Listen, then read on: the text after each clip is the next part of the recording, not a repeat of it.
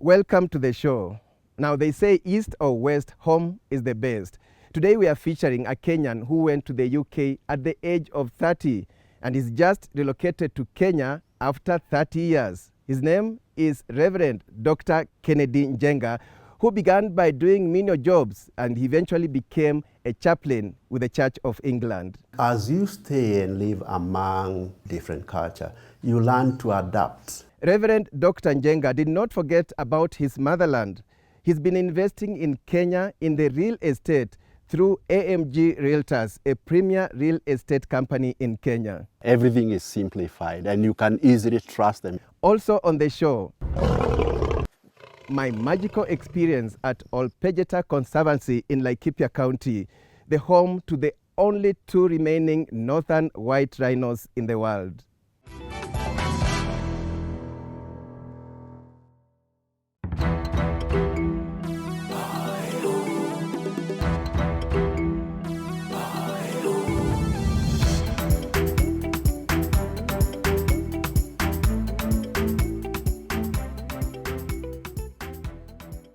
Reverend Dr. Kennedy Njenga is feeling at home as he enjoys the breeze and picturesque view of Ngong Hills from the balcony of his home. At 60, he says the timing was just right to be back home after living and working in the UK for 30 years. This concept or idea of the diaspora when we go to foreign lands, we think that Kenya is still on a standstill, it's not moving, but Kenya moves and actually develops very fast. So you should understand the pace at which Kenya is moving. Otherwise, it will be a culture shock. Just as we talk about a culture shock when we go to foreign land, coming back may also be a culture shock and you'll not be able to settle down. That's why you see a majority actually of the diaspora, when they come to Kenya, they cannot get fully settled because they had not prepared themselves and they had not invested enough so that that lifestyle they were living there, they will be able to continue with it. Reverend Njenga says he never forgot about his motherland. He knew at some point he would relocate to Kenya, and so he landed in January this year. Reverend Njenga, who was a priest with the Church of England, prepared for life after Maju, so to speak. And part of his areas of investment was in land. He's been buying parcels of land, one of them in Nanyuki, Laikipia County. Njenga invited us to accompany him as he went for an inspection tour with officials of AMG Realtors that sold him the land.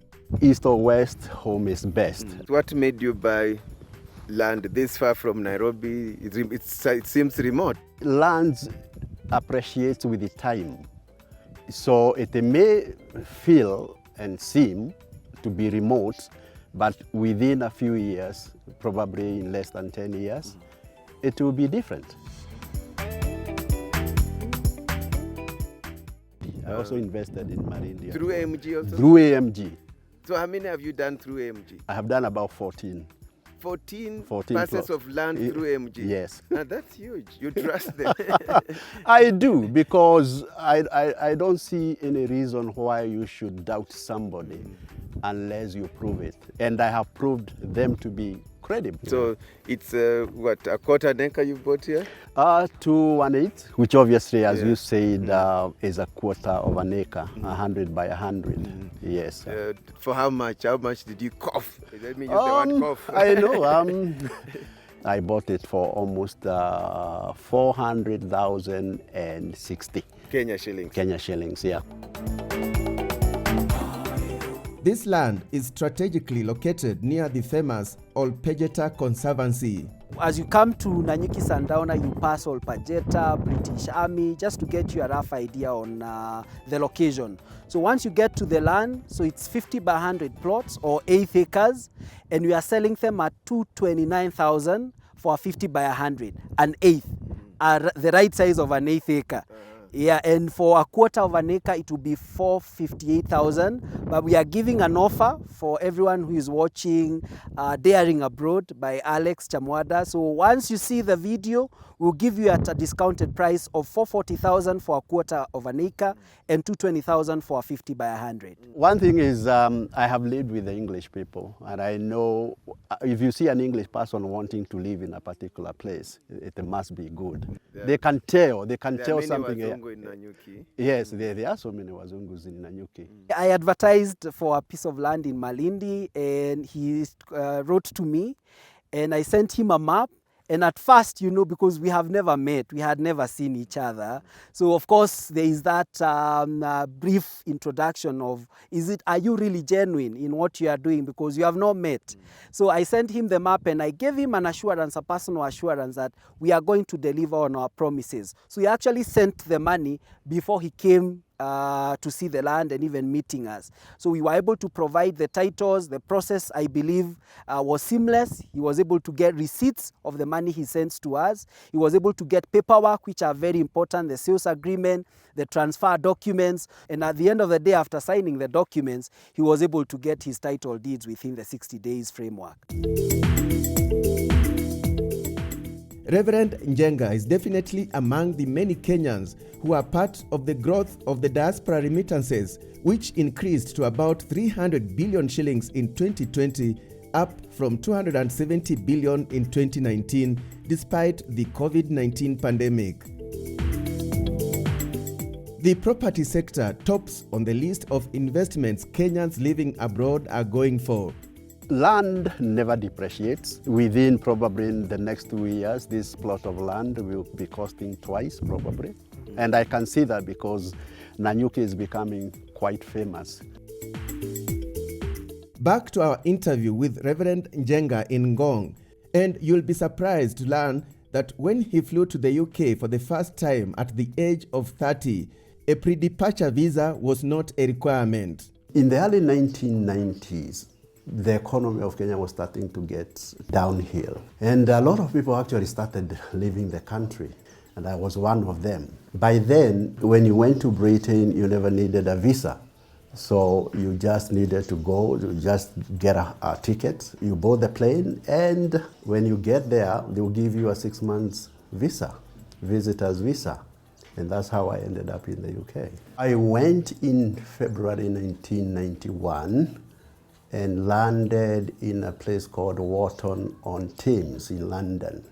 And that's where my friend was, who accommodated me. When I stayed there for about three weeks, I was taken to another person in London now, Central. And when I got there, I got a job at an Asian shop. He was making shoes and leather jackets. And that was my first job in London. And from there, obviously, the rest was history. Originally with a visitor visa, Reverend Njenga successfully applied for permanent residence. He says he initially wanted to study law, but he found that becoming a lawyer would not go well with his Christian faith. I started with an American college in London. It was called International Christian Center. It was in London. Did it for 2 years. Got a diploma in ministry. And then from there, I went to a university called Middlesex. Oak Hill, which is in London, which is a Church of England college, was part of Middlesex University.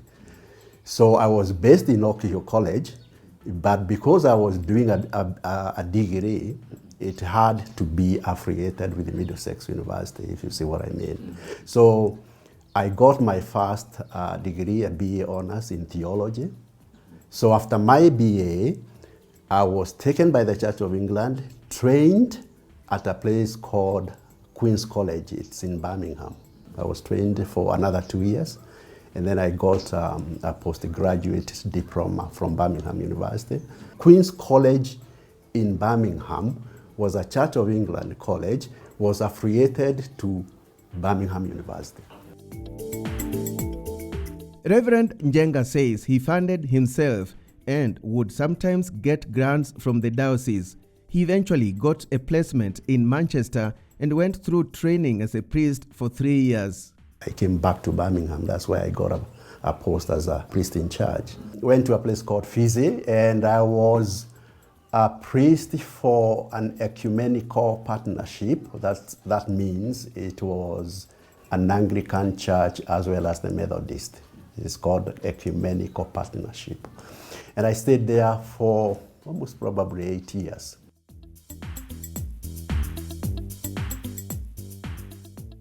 Very well. On that note, we take a short break. We have more about Reverend Dr. Kennedy Njenga's relocation to Kenya after living in the UK for 30 years right after the break.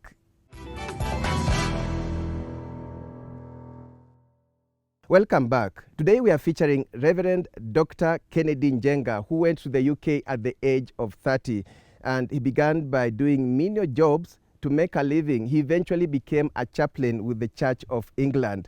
He's just relocated back after 30 years and is sharing his experience, what it means to begin life afresh in your mother country. I think there's one mistake probably the diaspora do when they come back. They try to live the life they were living abroad. If you do that, you are most likely to fail. You have to be like a plane, whereby when it wants to land, you have to look where obviously the runway is and take your time. The pilot takes the time and, knows how to land. It's the same principle probably we can use with the diaspora when they come back to Kenya, back home. You have to try and live a life that is simple, just as I did when I was in abroad. Culture is very powerful. You have to understand, how do now Kenyans live? And when it comes to spending money, how do you spend your money? Njenga, who was an Anglican priest and a multi-faith chaplain in England for almost 20 years, was born and brought up in Dagoretti. That's where I went to school. And then I was employed. I was employed by the British American Tobacco, BAT. I worked there for about 7 years. And then I left BAT and started my own business in Nairobi. It was called Kennedy Home Care Services. And then after that, I left for the UK in 1991, February. One of Reverend Njenga's key achievements abroad was advancement in education, and he returns to Kenya with a doctorate in Christian education. Like many other Kenyans living abroad, he was privy to how one can lose money if one is not careful who is handling their investments back home. I've been investing for a very long time. I never wasted my 30 years, I would say that. Not that I'm a millionaire or whatever, I'm just comfortable. But it's very important and very crucial for the diaspora to make sure that they're investing back home and finding somebody who is trustworthy, like I have found in the AMG company. Once you find somebody you can trust or a company you can trust, please start saving and investing, so that by the time you come back, you already have something you can fall back into. That's what I did, actually. After acquiring land in Malindi and Nanyuki, Njenga joins the growing list of Kenyans who have invested back home through AMG Realtors.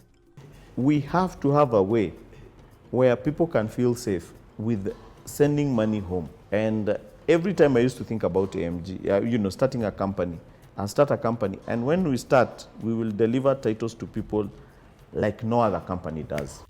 Reverend Njenga's investments are not just about himself. The idea I have for the future is to build a school.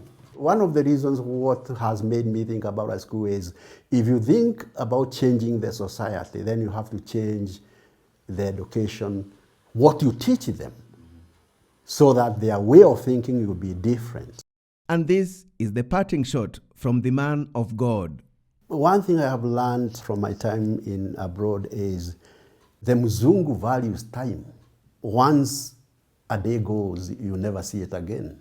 So it's very important that in Africa we learn how to value time. We do things as if we don't have tomorrow, because tomorrow is not guaranteed. And one of the best ways of making a difference in our lives is by living for today. And I'm not saying living just a simple life without thinking. We need to value the time. We don't waste time. And also we don't waste our resources. And I know our resources are lost through, for instance, through corruption. It's unfortunate that happens. In the West, the corruption is very minimal because the law works. In fact, I would urge the government to build more prisons for people to be taken to prison. Great. So much to learn from Reverend Dr. Kennedy Njenga, who has just relocated to Kenya after living in the UK for 30 years. Time now for my magical Kenya.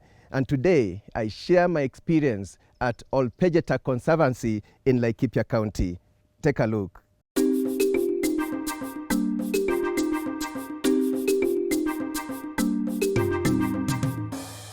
My Magical Kenya, brought to you by Chams Adventures. When the king of the jungle roars, you know you are indeed in the wild.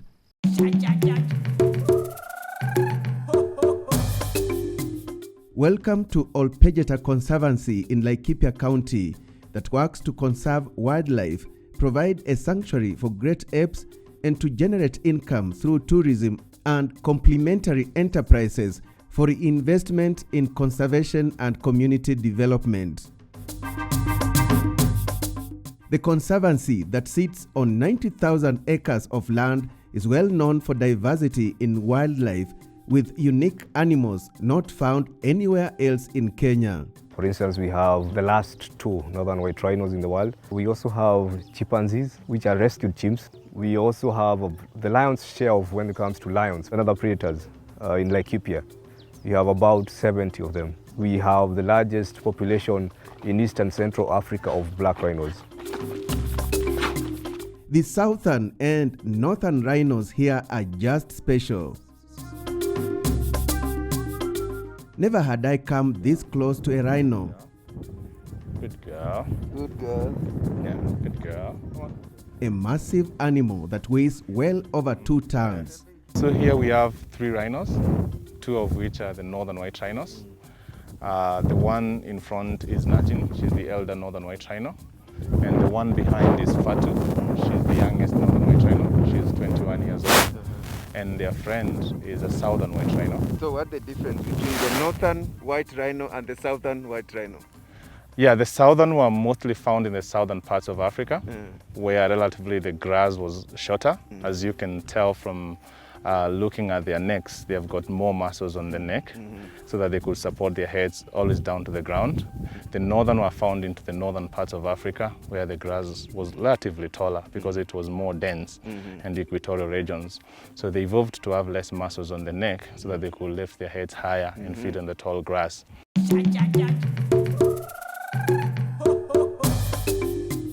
I kept learning more about the only 2 remaining northern white rhinos in the world. Both female. The mother and the daughter. The 2 cannot carry pregnancy to birth. We have a team of scientists who are working on trying to use IVF science to try and bring back the population. But just how did Olpejeta become their home? Initially, they were brought in from Czech, from zoos abroad. At that time, they were brought in 4 of them, 2 males, 2 females. Mating took place, but reproduction did not take place. Over the years, we've lost the last males. The last surviving male northern white rhino, that was known as Sudan, died of old age at the age of 45 in 2018. And this black rhino is known as Baraka. He is blind, but a very friendly animal.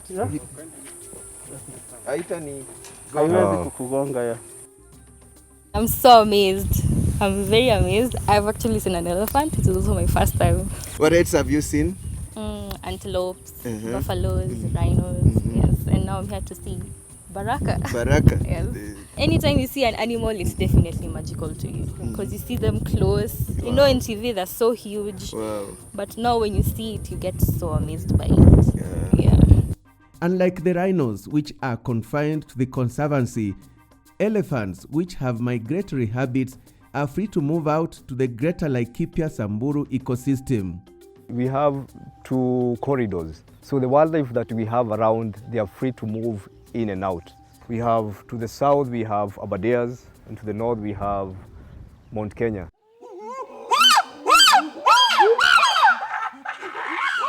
Remember, you'll not find chimps anywhere else in Kenya except here in Olpejeta.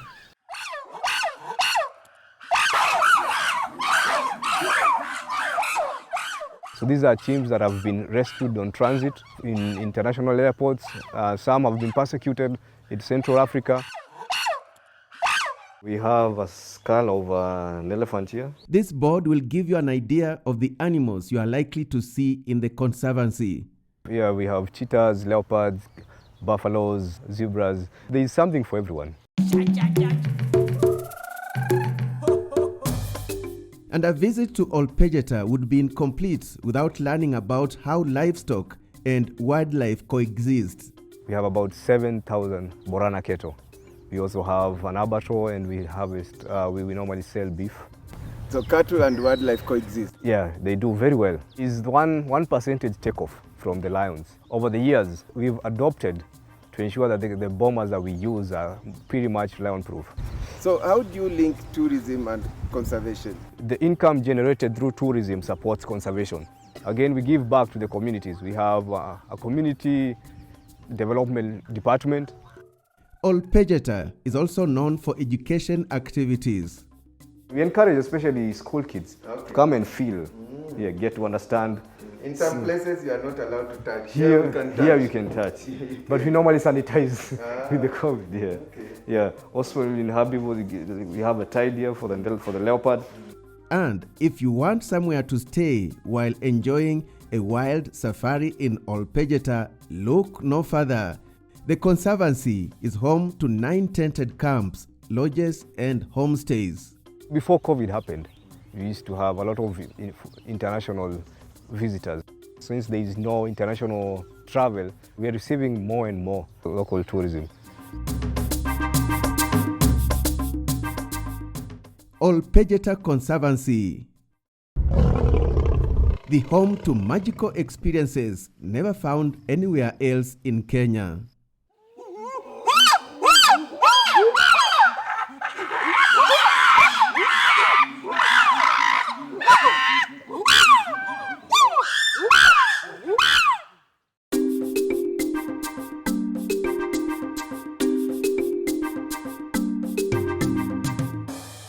My Magical Kenya, brought to you by Chams Adventures. That feature from Olpejeta Conservancy in Laikipia County brings us to the end of the show. This episode was brought to you in partnership with AMG Realtors, a premier real estate company in Kenya. We hope you enjoyed the show, and be sure to join us next time for another inspiring episode. And if you've not subscribed to our YouTube channel, kindly do so. On behalf of the Chams Media team, see you again next time, and many thanks for watching.